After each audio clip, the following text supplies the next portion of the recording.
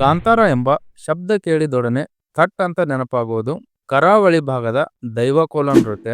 ದೈವಗಳು ಮತ್ತು ಆ ದೈವ ನುಡಿಯುವ ಪಾತ್ರದಲ್ಲಿ ನಟನೆ ಮಾಡಿ ಇಡೀ ದೇಶವನ್ನೇ ದೈವಲೋಕದ ಅನುಭವ ಕೊಟ್ಟ ನಟ ರಿಷಬ್ ಶೆಟ್ಟಿ.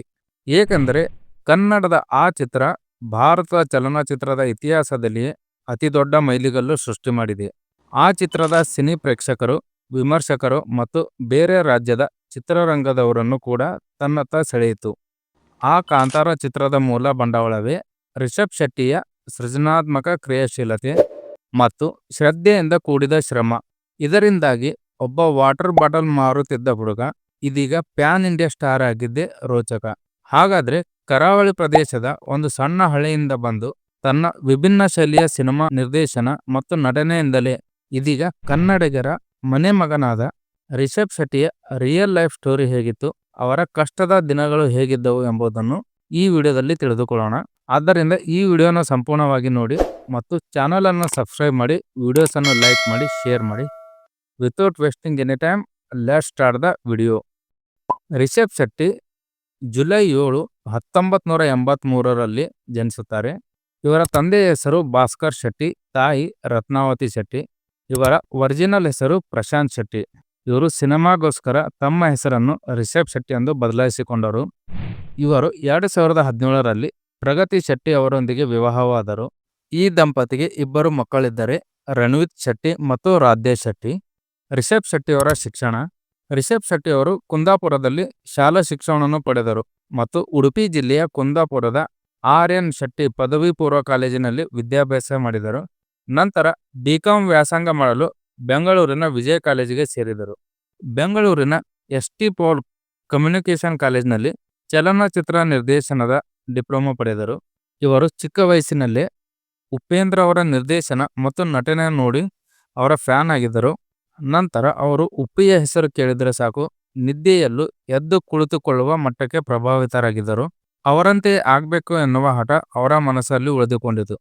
ಹೀಗಾಗಿ ಕುಂದಾಪುರದಲ್ಲಿರುವಾಗ ನಾಟಕ ಮತ್ತು ಯಕ್ಷಗಾನ ಮಾಡುವ ಮೂಲಕ ರಂಗಭೂಮಿಯನ್ನು ಪ್ರವೇಶಿಸುತ್ತಾರೆ.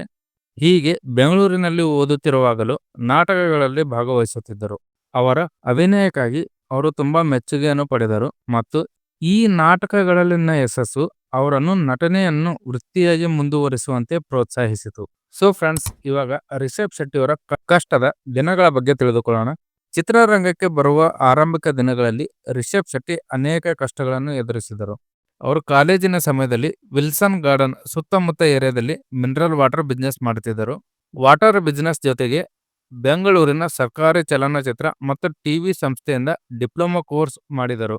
ವಾಟರ್ ಬಿಸ್ನೆಸ್ ಮತ್ತು ಕಾಂಟ್ರಾಕ್ಟಿಂಗ್ ಕೆಲಸದ ನಂತರ ಅವರು ಸ್ವಂತ ಬಂಡವಾಳ ಹಾಕಿ ಹೋಟೆಲ್ ಬಿಸ್ನೆಸ್ ಆರಂಭಿಸಿದರು. ಆದರೆ ಆ ಬಿಸ್ನೆಸ್ ಅಂದುಕೊಂಡಂತೆ ಆಗಲಿಲ್ಲ. ಪೂರ್ತಿ ನಷ್ಟವನ್ನೇ ಅನುಭವಿಸಬೇಕಾಯಿತು. ಇದಾದ ಬಳಿಕ ಬಹಳಷ್ಟು ಟೀಕೆಗಳು, ಮಾತುಗಳನ್ನು ಅವರು ಕೇಳಬೇಕಾಯಿತು.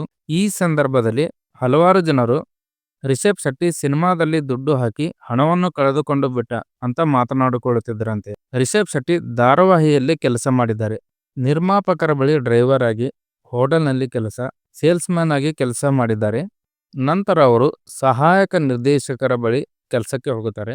ಅವರ ಪರಿಚಯಸ್ಥರ ಮೂಲಕ ಎ.ಎಂ.ಆರ್. ರಮೇಶ್ ಅವರನ್ನು ಭೇಟಿ ಮಾಡಿ ಅವರ ಬಳಿ ಸಹಾಯಕ ನಿರ್ದೇಶಕರಾಗಿ ಕೆಲಸಕ್ಕೆ ಸೇರಿಕೊಳ್ಳುತ್ತಾರೆ. ಆಗ ರಮೇಶ್ ಅವರು ಸೈನೈಡ್ ಸಿನಿಮಾವನ್ನು ನಿರ್ದೇಶನ ಮಾಡುತ್ತಿರುತ್ತಾರೆ. ನಂತರ ಅವರು ಜಾಕ್ ಮಂಜು ಅವರ ಮೂಲಕ ರವಿ ಶ್ರೀವಸ್ತ ಜೊತೆ ಸೇರಿದರು. ರವಿ ಶ್ರೀವಸ್ತ ಗಂಡ ಹೆಂಡತಿ ಸಿನಿಮಾವನ್ನು ಮಾಡುತ್ತಿದ್ದರು. ಈ ಸಿನಿಮಾದಲ್ಲಿ ಅವರು ಕ್ಲ್ಯಾಬ್ ಬಾಯ್ ಆಗಿ ಕೆಲಸ ಮಾಡುತ್ತಾರೆ. ಈ ಕೆಲಸಕ್ಕೆ ರಿಷಬ್ ಶೆಟ್ಟಿ ಅವರಿಗೆ ಪ್ರತಿದಿನ 50 ರೂಪಾಯಿ ಸಂಬಳವನ್ನು ನೀಡಲಾಗುತ್ತಿತ್ತು. ನಂತರ ರಿಷಬ್ ಶೆಟ್ಟಿ 2010ರಲ್ಲಿ ನಮ್ ಏರಿಯಾದಲ್ಲಿ ಒಂದಿನ ಎಂಬ ಈ ಸಿನಿಮಾದಲ್ಲಿ ಹೆಸರಿಲ್ಲದ ಪಾತ್ರದಲ್ಲಿ ನಟಿಸುತ್ತಾರೆ.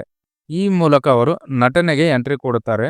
ಈ ವೇಳೆ ರಿಷಬ್ ಶೆಟ್ಟಿ ಅವರಿಗೆ ರಕ್ಷಿತ್ ಶೆಟ್ಟಿ ಅವರ ಪರಿಚಯವಾಗುತ್ತದೆ. ನಂತರ ರಕ್ಷಿತ್ ಶೆಟ್ಟಿ ಅಭಿನಯದ ತುಘಲಕ್ ಸಿನಿಮಾದಲ್ಲಿಯೂ ರಿಷಬ್ ಹೆಸರಿಲ್ಲದ ಪಾತ್ರದಲ್ಲಿ ನಟಿಸುತ್ತಾರೆ. ಈ ಸಿನಿಮಾದ ಚಿತ್ರೀಕರಣದ ವೇಳೆ ಅವರಿಬ್ಬರ ನಡುವೆ ಸ್ನೇಹವಾಗುತ್ತದೆ. ಇದಾದ ಬಳಿಕ ಲೂಸಿಯಾ ಸಿನಿಮಾದಲ್ಲಿ ಸಣ್ಣ ಪೊಲೀಸ್ ಅಧಿಕಾರಿಯ ಪಾತ್ರವನ್ನು ರಿಷಬ್ ಶೆಟ್ಟಿ ನಿರ್ವಹಿಸುತ್ತಾರೆ. 2014ರಲ್ಲಿ ರಕ್ಷಿತ್ ಶೆಟ್ಟಿ ನಿರ್ದೇಶನದ ಉಳಿದವರು ಕಣ್ಣಂತೆ ಚಿತ್ರದಲ್ಲಿ ರಿಷಬ್ ಶೆಟ್ಟಿ ರಘು ಎಂಬ ಪ್ರಮುಖ ಪಾತ್ರದಲ್ಲಿ ನಟಿಸುತ್ತಾರೆ. ನಂತರ 2016ರಲ್ಲಿ ರಿಷಬ್ ಶೆಟ್ಟಿ ನಿರ್ದೇಶನಕ್ಕೆ ಇಳಿಯುತ್ತಾರೆ. ಈ ಸಂದರ್ಭದಲ್ಲಿ ರಿಕ್ಕಿ ಚಿತ್ರವನ್ನು ನಿರ್ದೇಶನ ಮಾಡುತ್ತಾರೆ. ಈ ಚಿತ್ರ ಅಷ್ಟೊಂದು ಯಶಸ್ಸು ಕಾಣೋದಿಲ್ಲ. ಆದರೆ ಅದೇ ವರ್ಷದ ಕೊನೆಯಲ್ಲಿ ಬಂದಂತಹ ಕಿರಿಕ್ ಪಾರ್ಟಿ ಚಿತ್ರವನ್ನು ರಿಷಬ್ ಶೆಟ್ಟಿ ನಿರ್ದೇಶನ ಮಾಡುತ್ತಾರೆ. ಈ ಚಿತ್ರ ಬ್ಲಾಕ್ ಬಾಸ್ಟರ್ ಹಿಟ್ ಆಗುತ್ತದೆ. ಈ ಚಿತ್ರದ ಮೂಲಕ ರಿಷಬ್ ಶೆಟ್ಟಿ ಯಶಸ್ವಿ ನಿರ್ದೇಶಕರಾಗಿ ಹೊರಹೊಮ್ಮುತ್ತಾರೆ. ಈ ಸಿನಿಮಾದ ನಂತರ ಸರ್ಕಾರಿ ಹಿರಿಯ ಪ್ರಾಥಮಿಕ ಶಾಲೆ ಕಾಸರಗೋಡು ಈ ಸಿನಿಮಾವನ್ನು ನಿರ್ದೇಶಿಸಿ ಮತ್ತು ನಿರ್ಮಾಣ ಮಾಡುತ್ತಾರೆ. ಈ ಚಿತ್ರ ಸೂಪರ್ ಹಿಟ್ ಆಗುತ್ತದೆ. ಅದರ ಜೊತೆಗೆ ರಾಷ್ಟ್ರ ಪ್ರಶಸ್ತಿ ಕೂಡ ಪಡೆಯುತ್ತದೆ. 66ನೇ ರಾಷ್ಟ್ರೀಯ ಚಲನಚಿತ್ರೋತ್ಸವದಲ್ಲಿ ಅತ್ಯುತ್ತಮ ಮಕ್ಕಳ ವಿಭಾಗದಲ್ಲಿ ಈ ಚಿತ್ರ ರಾಷ್ಟ್ರ ಪ್ರಶಸ್ತಿಯನ್ನು ಪಡೆಯುತ್ತದೆ. 2019ರಲ್ಲಿ ರಿಷಬ್ ಶೆಟ್ಟಿ ಬೆಲ್ ಬಾಟಮ್ ಚಿತ್ರದಲ್ಲಿ ನಾಯಕ ನಟನಾಗಿ ಪಾದಾರ್ಪಣೆ ಮಾಡಿದರು. ಈ ಚಿತ್ರ ಯಶಸ್ಸು ಗಳಿಸಿತು. ಜೊತೆಗೆ ಅವರ ಆಕ್ಟಿಂಗ್ಗೆ ಉತ್ತಮ ಪ್ರತಿಕ್ರಿಯೆ ದೊರಕಿತು.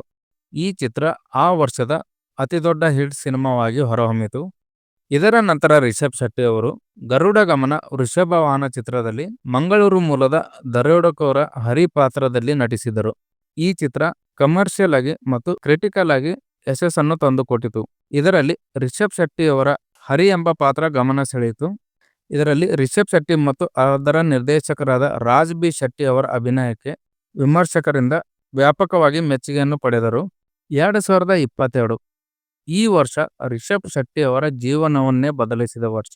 ಯಾಕಂದ್ರೆ ಈ ವರ್ಷದಲ್ಲಿ ಬಂದಂತಹ ಕಾಂತಾರ ಸಿನಿಮಾ ರಿಷಬ್ ಶೆಟ್ಟಿ ಅವರನ್ನು ಪ್ಯಾನ್ ಇಂಡಿಯಾ ಸ್ಟಾರ್ ಅನ್ನಾಗಿ ಮಾಡಿತು.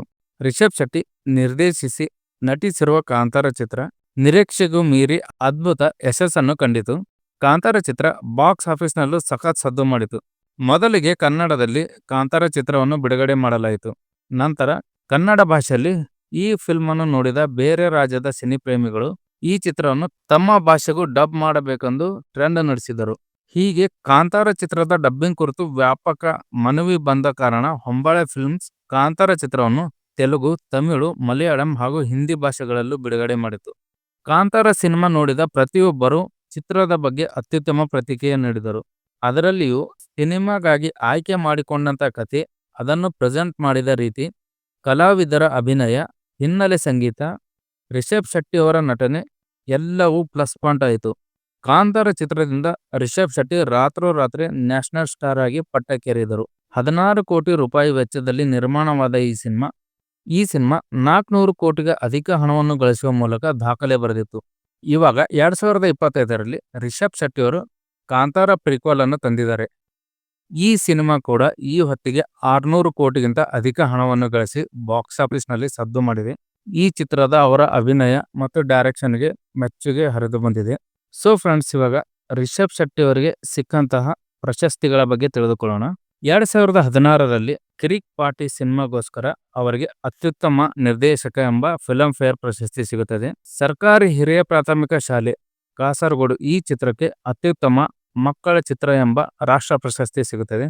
ಮತ್ತು ಕಾಂತಾರ ಸಿನಿಮಾಗೋಸ್ಕರ ಅತ್ಯುತ್ತಮ ನಟ ಪ್ರಶಸ್ತಿಯನ್ನು ರಿಷಬ್ ಶೆಟ್ಟಿ ಪಡೆಯುತ್ತಾರೆ. ಸೊ ಫ್ರೆಂಡ್ಸ್, ಇದಾಗಿತ್ತು ರಿಷಬ್ ಶೆಟ್ಟಿ ಅವರ ಲೈಫ್ ಸ್ಟೋರಿ ಮತ್ತು ಸಿನಿಮಾ ಜರ್ನಿಯ ಬಗ್ಗೆ ಮಾಹಿತಿ. ಈ ವಿಡಿಯೋ ನಿಮಗೆ ಇಷ್ಟವಾಗಿದ್ದರೆ ಚಾನಲ್ ಅನ್ನು ಸಬ್ಸ್ಕ್ರೈಬ್ ಮಾಡಿ, ವಿಡಿಯೋಸ್ ಅನ್ನು ಲೈಕ್ ಮಾಡಿ ಮತ್ತು ಶೇರ್ ಮಾಡಿ. ನಿಮ್ಮ ಅಭಿಪ್ರಾಯವನ್ನು ಕಮೆಂಟ್ ಬಾಕ್ಸ್ನಲ್ಲಿ ತಿಳಿಸಿ. ಧನ್ಯವಾದಗಳು.